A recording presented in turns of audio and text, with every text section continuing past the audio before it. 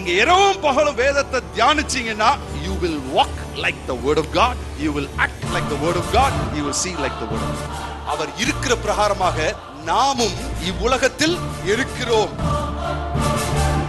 வியாதி என்னை ஜெயிக்க முடியாது, பலவீனம் என்னை ஜெயிக்க முடியாது, ஏனா எனக்குள் ஒரு ஜீவன் ஓடிக்கொண்டிருக்கு. That same life is inside you. You are called to be a success. ஏனா the spirit of success is inside of you. Hallelujah.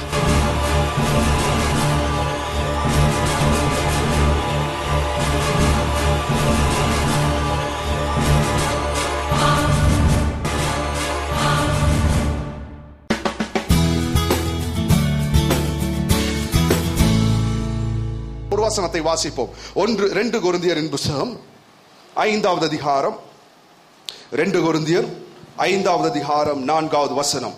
இது சாத்தியம், இது சாத்தியம், நீங்களும் நானும் தெய்வீக ஆரோக்கியத்தில் வாழ முடியும். ஹல்லேலூயா, ஆமென், glory to God. 2 கொரிந்தியர் 5:4. இந்த கூடாரத்தில் இருக்கிற நாம் பாரம் சுமந்து தவிக்கிறோம். இந்த கூடாரம் என்று சொன்னால் என்ன? அதுக்கு முன்னாடி நீங்க வாசிச்சு பாத்தீங்கன்னா 1வது அதிகாரம் 1வது வசனம் 2வது வசனத்தை வாசிக்கிறேன். பூமிக்குரிய கூடாரமாகிய நம்முடைய வீடு அழிந்து போனாலும் தேவனால் கட்டப்பட்ட கைவேலை அல்லாத நித்திய வீடு பரலோகத்திலே நமக்கு உண்டென்று அறிந்திருக்கிறோம். ஏனெனில் இந்த கூடாரத்திலே நாம் தவித்து நம்முடைய பரம வாசஸ்தலத்தை தரித்துக் கொள்ள மிகவும் வாஞ்சையுள்ளவர்களாய் இருக்கிறோம். தரித்துக் கொண்டவர்களானால் அப்ப இந்த பூமியில தரித்துக் கொண்டவர்களானால் நிர்வாணிகளாய் காணப்பட மாட்டோம். இந்த பூமியில நீங்களும் நானும் தரித்துக் கொள்ள முடியும். தரித்துக் கொண்டவர்களானால் நிர்வாணிகளாய் காணப்பட மாட்டோம். இந்த கூடாரத்தில் இருக்கிற நாம் பாரம் சுமந்து தவிக்கிறோம். இந்த போர்வையை களைந்து போட வேண்டும் என்று விரும்பாமல், அதாவது இந்த சரீரத்தை நான் களைந்து போட வேண்டும் என்று விரும்பாமல், சிலர் சொல்லுவாங்க சீக்கிரம் செத்து போனா நல்லா இருக்கும். இல்ல, இந்த போர்வையை களைந்து போட வேண்டும் என்று விரும்பாமல் மரணமானது ஜீவனாலே விழுங்கப்படுவதற்காக போர்வையை தரித்தவர்களாய் இருக்க வேண்டும் என்று விரும்புகிறோம். நான் திருப்பி வாசிக்கிறேன், நல்லா கவனிங்க. இப்ப நான் சரியா வாசிக்கிறேன்னா நீங்க கேட்டு சொல்லணும். இந்த கூடாரத்தில் இருக்கிற நாம், இந்த சரீரத்தில் இருக்கிற நாம் பாரம் சுமந்து தவிக்கிறோம். பாரம் சுமந்து தவிக்கிறோம்னா பிரச்சனைகள் இந்த உலகத்தில் இல்லை என்று நான் சொல்லவில்லை. பாடு உபத்திரவங்கள் இல்லை என்று நான் சொல்லவில்லை. உங்களுக்கு வரக்கூடிய ஒத்த தலைவலி உங்களுக்கு இயேசுவின் நாமத்துக்காக வந்த உபத்திரவம் கிடையாது. சொல்லுவாங்க, பிரதர் ஐயோ தலைவலிக்குது பிரதர். கிறிஸ்தவ ஜீவியத்தில் வந்தாலே ஒரே உபத்திரவம். தலைவலிக்கு உபத்திரவத்துக்கும் சம்பந்தம் இல்லை. ஹல்லேலூயா, ஆமென். உபத்திரவமும் பாடும் என்று சொன்னால் இயேசுவின் நாமத்துக்காக நீங்கள் படுகிற நிந்தை, அவமானம் தான். அதற்காக படுகிற இழப்புகள் தான் உபத்திரவம், பாடு. அதற்கு தான் பரலோகத்துல உங்களுக்கு பலன் உண்டாகும். இங்க ஏதோ சரீரத்துல ஒரு வியாதி பட்டுட்டு நம்ம நான் உபத்திரவப்படுறேன் பிரதர், இல்ல அந்த உபத்திரவம் டிஃபரெண்ட். ஓகே, அது கர்த்தர் சொல்லுகிற உபத்திரவம் இல்ல. இந்த கூடாரத்தில் இருக்கிற நாம் பாரம் சுமந்து தவிக்கிறோம். நம்முடைய பாரம் எங்க இருந்து வருதுன்னா உள்ளுக்குள்ள இருந்து கிடையாது. It is a problem from outside. வெளியில இருந்து பிசாசு வெளியில இருக்கிறான். அவன் பிரச்சனைகளை கொடுத்து கொண்டுதான் இருக்கிறான். நமக்கு ஒரு எதிரி இருக்கிறான், மறந்து விடக் கூடாது. அவனுக்கு காலம் சமீபமா இருக்கிறது என்பது அறிவு அவனுக்கு இருக்கிறதுனால ரொம்ப துரிதமாக அவன் தாக்குதலையும் நடத்த ஆரம்பித்து விட்டான். இன்னைக்கு நமக்குள்ள யார் இருக்கிறான்ற அறிவு வேணும். உங்களுக்குள்ள யார் இருக்கிறா? யார் இருக்கிறா? நல்லா தெரியுமா? உங்களுக்குள்ள யார் இருக்கா? பிரச்சனை எங்க இருந்து வருது? பிசாசு இடத்துல இருந்து வருது. பிசாசு எங்க இருக்கிறான்? பிரதர் அவன் உள்ளுக்குள்ள இருந்து குத்திக்கிட்டு இருக்கிறான். இல்ல, நோ, இஸ் அவுட் சைட். இப்ப நான் சொல்றேன், நம்ம எப்ப பார்த்தாலும், இப்ப இன்னொரு ஒரு கேள்வி கேட்கிறேன். பிசாசு பக்கத்துல இருக்கானா இயேசு பக்கத்துல இருக்காரா? ஏன்? உள்ளே இருக்கிறார். ஹல்லேலூயா. இயேசு ஏன் பக்கத்துல இருக்காருன்னா உள்ளே இருக்கிறாரு. பிசாசு ரொம்ப பக்கமா இருந்தா கூட இயேசுவோட தள்ளிதான் இருக்கிறான். ஆனா நம்ம கண்ணை நிமிர்ந்து பார்த்தோம்னா யாரை தான் பார்க்க முடியும்? நேரா முன்னாடி இருக்கவன தான் பார்க்க முடியும். அவன் முன்னாடி நிக்கிறான். அதனால நம்ம மக்கள் அவனை பார்த்துட்டு ஐயோ பிரதர் அவன் அப்படி பண்றான் பிரதர். நான் சொல்றேன், இன்னைக்கு உங்க கண்களை மாற்றுங்கள். ஹல்லேலூயா. இணையிலிருந்து உங்க கண்களை உங்களுக்குள்ளாக இருக்கக்கூடிய இயேசுவை பாருங்கள். ஹல்லேலூயா. Amen. He is inside of you. Glory to God. Amen. உங்களுக்குள் இருக்கிறார். எத்தனை பேருக்கு நான் சொல்றது புரியுது? இந்த வசனத்தை முடிச்சுட்டு நான் வேற ஒரு வசனத்தை காண்பிக்கிறேன்.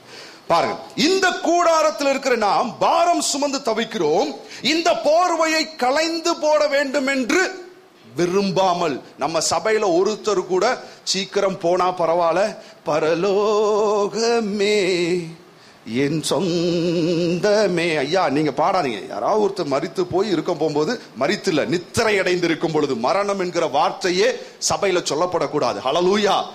நம்ம இல்ல யாராவது ஒருத்தர் உலகம் சொல்லுகிற விதமாக செத்து போயிருந்தா அதுக்கு பேர் நித்திரை அடைந்திருக்கிறார்கள். ஹல்லேலூயா. நித்திரைன்ற வார்த்தை தான் சொல்லப்பட்டிருக்கு. அவனே நம்மளும் ஒன்னே உங்களுக்கு சொந்தம் கொண்டாதீங்க. பரலோகத்துக்கு எல்லாரும் போகத்தான் போறோம். ஆமென். எத்தனை பேர் ஆமென் சொல்றீங்க? ஹல்லேலூயா. பரலோகத்தை சுதந்திரிக்க நம்மளால முடியாது. எத்தனை பேருக்கு தெரியும்? ஏன்னா நம்மள தேவன் இந்த பூமியில வச்சிருக்கிறது எதுக்கு தெரியுமா? பூமியை சுதந்திரிக்கும்படியாக. புரியுதா? இந்த பூமியில இருக்கும் பொழுது இப்படியே பரலோகமே என் சொந்தமே பார்த்தா கீழே தடிக்கி விழுந்துருவீங்க. பூமியை பாருங்க. இந்த பூமியில தேவன் பூமியை சுதந்திரிக்கும்படியாக சகல சிருஷ்டிக்கும் சுவிசேஷம் சொல்லும்படியாக உங்களையும் என்னையும் வைத்திருக்கிறார். இங்க உட்கார்ந்துட்டு ஐயோ நான் செத்தா நல்லா இருக்கும், பரலோகத்துக்கு போனா நல்லா இருக்கும் சொல்லிட்டு இருக்க கூடாது. ஆமென். ஒரு நாள்ல நீங்க நித்திரை அடைவீர்கள், நீங்க போற இடத்துக்கு போய் சேருவீங்க. இந்த பூமியை நீங்களும் நானும் சுதந்திரிக்கலாம், பரலோகத்தை சுதந்திரிக்க முடியாது. ஏன் என்று சொன்னால் பரலோகம் என்பது ஏணி பிடிச்சி மேலே ஏறிட முடியாது. போய் நம்முடைய கத்தி கபடா வச்சு சுதந்திரிக்க முடியாது. நம்முடைய சுய பலத்தினாலே அதை சம்பாதிக்க முடியாது.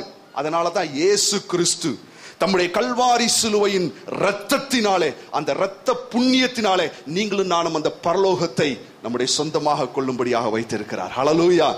அது ஒரு நாள்ல வரும். அதை இன்னைக்கே நீங்க பார்க்காதீங்க. இன்னைக்கு இந்த பூமியில இயேசுவின் சரீரமாய் நான் நின்று என்ன செய்ய வேண்டும் என்பதா நம்முடைய காரியமா இருக்கணும். அதனால பவுல் சொல்றான், நான் இந்த போர்வையை களைந்து போட நினைக்காம, what I'm thinking is, அவன் சொல்றான், நான் விரும்பாமல் மரணமானது ஜீவனாலே விழுங்கப்படுவதற்காக போர்வை தரித்தவர்களாய் இருக்கிறோம் என்று விரும்புகிறோம். ஆமென். போர்வை தரித்தவர்களாய் இருக்க வேண்டும் என்று விரும்புகிறோம். ஆமென். மரணமானது ஜீவனாலே. பாருங்க, டாக்டர்ஸ் அவர்கள் வியாதிக்கு எதிராக அவர்கள் போராடி கொண்டு இருக்கிறார்கள். They fight against sickness and disease. I thank God for doctors. எத்தனை பேர் டாக்டர்களுக்காக நன்றி சொல்றீங்க? Amen. Glory to God. டாக்டர்களுக்காக நன்றி சொல்லுங்க. மெடிக்கல் ஃபீல்டுக்காக நன்றி சொல்லுங்க. ஹல்லேலூயா. சிலர் பாத்தீங்கன்னா என்ன தெரியுமா சொல்லுவாங்க? பிரதர் நான் ஃபெய்த்ல நிக்கிறேன் பிரதர், மருந்து மாத்திரை வேண்டாம் பிரதர் அப்படின்றாங்க. பாத்திருக்கீங்களா? அன்னைக்கு ஒரு பிரதர் இப்படிதான் சொன்னார், பிரதர் நான் இப்பெல்லாம் மருந்து மாத்திரை எடுக்கிறதுல வேண்டாம், அவருக்கு ஹார்ட்ல ஏதோ சம் ப்ராப்ளம், ஏதோ அடைச்சிருக்கு, டாக்டர் சொல்லியிருக்காரு இந்த மருந்து எடுங்க அப்படின்னு சொல்லிருக்காரு. நான் இப்பெல்லாம் மருந்து எடுக்கிறது இல்லை, நான் ஃபெய்த்ல நிக்கிறேன் அப்படின்னாரு. நான் சொன்னேன், எவ்வளவு நேரம் பைபிள் வாசிக்கிறீங்க? பைபிள்ல என்னென்ன வசனம் தெரியும்? ஏதாவது ஒரு 10 வசனம் மனப்பாடமா சொல்லுங்க. நான் சொன்னேன், ஃபெய்த்ல நிக்கிறது என்பது மருந்தை தள்ளி வைக்கிறது கிடையாது. நிறைய பேர் அப்படி நினைச்சிட்டு இருக்காங்க, மருந்தை தள்ளி வச்சுட்டா ஃபெய்த்ல நிக்கிறோம்னு. No no no no, not at all. அந்த தப்பு செய்யாதீங்க, முட்டாள்தனம். கர்த்தர் நமக்கு அறிவு கொடுத்திருக்கிறார். ஆமென். மருந்தை தள்ளி வைக்கிறது ஃபெய்த்ல நிக்கிறது கிடையாது. Standing in faith is something different from taking medicine. Amen. ஒரு பாஸ்டர், நைஜீரியாவில் இருக்கக்கூடிய ஒரு pastor, he has got a big congregation, ஒரு பெரிய காங்கிரிகேஷன் அவருக்கு 25,000 பேருடைய சபையில அதுக்கு மேற்பட்டவர்கள் வருகிறார்கள். அவர் ஒரு ஆராதனை, ஒரு பெரிய ஒரு கூட்டம் நடத்தினார்னா அங்க 2.5 லட்சம் பேர் வெறும் அவருடைய போதகத்தை கேட்கும்படியாகவே வருவார்கள். அவருக்கு பாத்தீங்கன்னா திடீரென்று பயங்கரமான ஒரு வியாதி தாக்குச்சான். என்ன வியாதினே அவருக்கே தெரியல. அவர் சொல்ற எல்லாம் கை கால்லாம் விழுந்துருச்சான். எல்லாம் விழுந்த உடனே அவருடைய மனைவி ஒரு பக்கம், அவருடைய சகோதரன் இன்னொரு பக்கமாக கைத்தாங்களாக அவரை தூக்கி கொண்டு கார்ல இருந்து இறக்கி அவர் தொங்கிட்டு போறாரு. அவரால் நடக்க கூட முடியல. இழுத்து கொண்டு அந்த ஹாஸ்பிட்டலுக்கு போகிறார்களாம். இழுத்து கொண்டு போகும்போது இந்த டாக்டர் பார்த்தாரா, something very urgent, something emergency அப்படின்னு சொல்லிட்டு வேகமா அவரை பார்த்து, சிம்டம் தெரிஞ்சாதானே வியாதிக்கு ட்ரீட்மெண்ட் பண்ண முடியும். அவரை தட்டி கேட்கிறாரா அந்த போதகரை, ஐயா உங்களுக்கு என்ன செய்யுது அப்படின்னாரா, உங்களுக்கு என்ன செய்யுது, என்ன செய்யுதுன்னு தெரிஞ்சாதான் ட்ரீட்மெண்ட் கொடுக்க முடியும். இங்க வலிக்குதுன்னு தெரிஞ்சாதான், ஓ ஹார்ட்ல சம் ப்ராப்ளம், இங்க வலிக்குதுன்னா அங்க ட்ரீட்மெண்ட் கொடுக்கலாம். என்ன செய்யுது அப்படின்னு கேட்டோன்னு சொல்லறா, oh doctor, by the stripes of Lord Jesus I am healed, I am fine. அவர் சொல்றாரா, ஐயா உங்களுக்கு என்ன செய்யுது, நீங்க ஏன் அப்படி ரொம்ப பலவீனப்பட்டிருக்க, எங்க வலிக்குது? அவர் சொன்னாரா, ஓ doctor, by the stripes of Lord Jesus, இயேசுவின் தழும்புகளால் நான் சுகமானேன், நான் நன்றாக இருக்கிறேன். ஐயா உங்களுக்கு என்ன செய்யுது? நான் இயேசுவின் தழும்புகளால் சுகமானேன், நான் நன்றாக இருக்கிறேன். கொண்டு வர படுக்க வைங்க. படுக்க வச்சு கொஞ்ச நேரம் கழிச்சு திருப்பி வந்து, ஐயா உங்களுக்கு என்ன செய்யுது? இயேசுவின் தழும்புகளால் நான் சுகமானேன், நான் நன்றாக இருக்கிறேன். I am fine, I am perfectly all right அப்படின்னு சொல்லிட்டு அப்படியே உட்காந்துறேன். தூக்குனா நடக்க முடியல, ஒண்ணுமா நம்மள படுத்த. அப்ப அந்த டாக்டர் பார்த்தாரா, என்னன்னே தெரியல.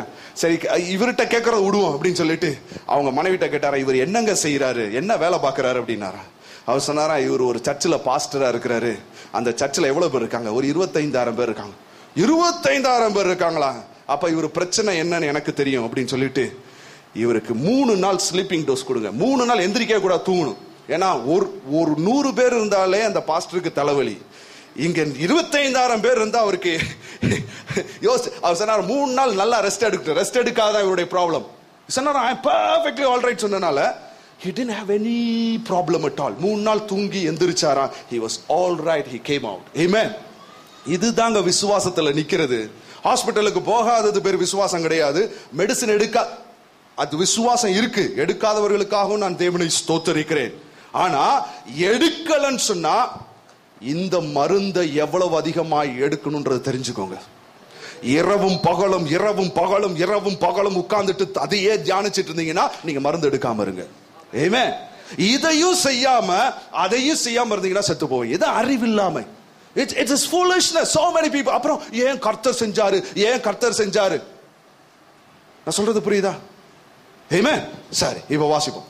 2 கொரிந்தியர் 5:4.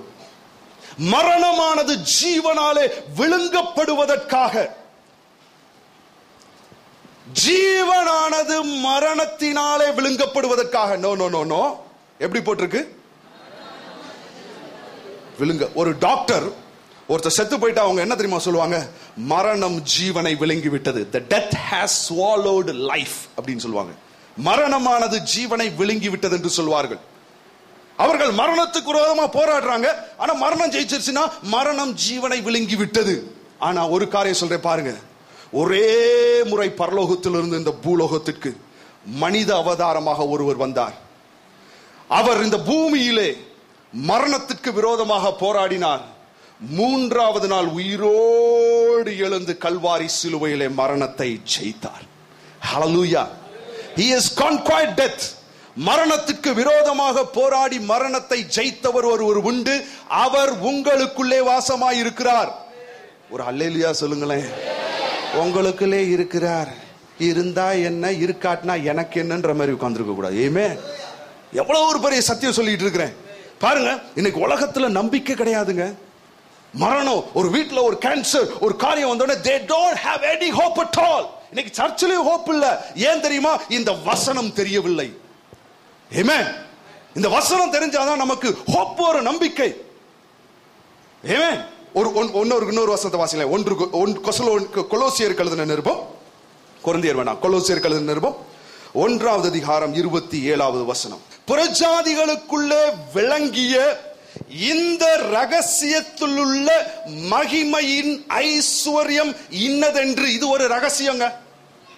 இது ஒரு ரகசியம். ரகசியத்தை சும்மா அப்படியே நான் வந்தேன், சர்ச்சுக்கு வந்தேன், போனேன் கண்டுபிடிக்க முடியாது. அப்ப இந்த ரகசியத்தை நான் காண வேண்டும் என்று சொன்னால் இந்த ரகசியத்தை நான் தேட வேண்டும். ரகசியத்தை அறிய அந்த ரகசியத்தை சொன்ன ஒரு இடத்துல கேட்கணும். இப்ப பாருங்க, புறஜாதிகளுக்குள்ளே விளங்கிய இந்த ரகசியத்தில் உள்ள மகிமையின் ஐஸ்வர்யம். இந்த ரகசியத்துல ஒரு மகிமையின் ஐஸ்வர்யம் இருக்கு. அது இன்னதென்று தேவன் தம்முடைய பரிசுத்தவான்களுக்கு தெரியப்படுத்த சித்தமானார். உங்களுக்கு தெரியப்படுத்த சித்தமானாரா மகிமையின் ஐஸ்வர்யம் என்னதென்று? அந்த ரகசியம் யார் மூலமா? பவுல் அப்போஸ்தலன் மூலமாய் சபைக்கு அதை தெரியப்படுத்துகிறார். என்ன அந்த மகிமையின் ஐஸ்வர்யம்? கிறிஸ்துவானவர் மகிமையின் நம்பிக்கையாய் உங்களுக்குள் இருப்பதே அந்த ரகசியம். ஹல்லேலூயா. ஒரு ஆமென் சொல்லுங்களேன். Glory to God. கிறிஸ்துவானவர், எல்லாரும் சொல்லுங்க, எனக்குள்.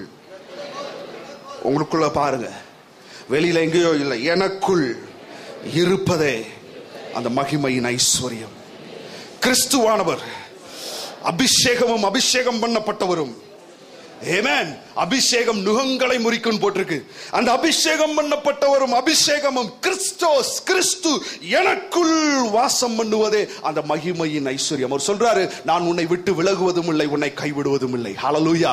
உங்களுக்குள்ள இருக்கிறவர் உங்களை விட்டு போயிட மாட்டாரு. அவர் உங்களுக்குள்ளே தான் இருக்கிறார். ஆமென். அதுதான் உங்களுடைய மகிமையின் நம்பிக்கை. ஹல்லேலூயா. நான் எழுந்து நடப்பேன் என்பதற்கு என்ன பிரதான நம்பிக்கை?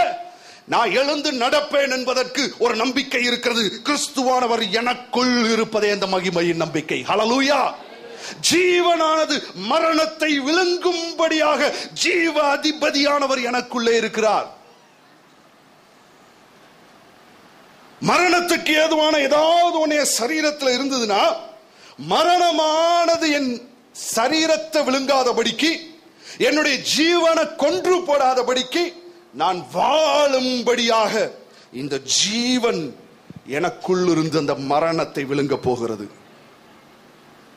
எத்தனை பேர் ஆமென் சொல்றீங்க? ஹல்லேலூயா. இந்த சத்தியம் தெரிஞ்சிச்சுன்னா நீங்களும் நானும் வியாதியை பார்த்து பயப்பட மாட்டோம். ஹல்லேலூயா. பொல்லாப்பை பார்த்து பயப்பட மாட்டோம். இந்த மரணம், இப்ப நான் ஒரு காரியம் கேட்கிறேன், மரணம் ஜீவனை விழுங்குச்சுன்னா எது பெருசு? மரணம் ஜீவனை விழுங்குச்சுன்னா எது பெருசு? மரணம் பெரியது. இப்ப வேதம் சொல்லுது உலகத்துல மரணம் ஜீவனை விழுங்குது. ஆனா வேதம் சொல்லுகிறது ஜீவனானது மரணத்தை விழுங்க போகுது. ஏன்னா இயேசு மரணமே உன் கூரங்கே, பாதாளமே உன் ஜெயமெங்கே என்று சொல்லி மரணத்தை ஜெயித்து விட்டார். இப்ப நான் ஒரு கேள்வி கேட்கிறேன், மரணம் பெருசா ஜீவன் பெருசா?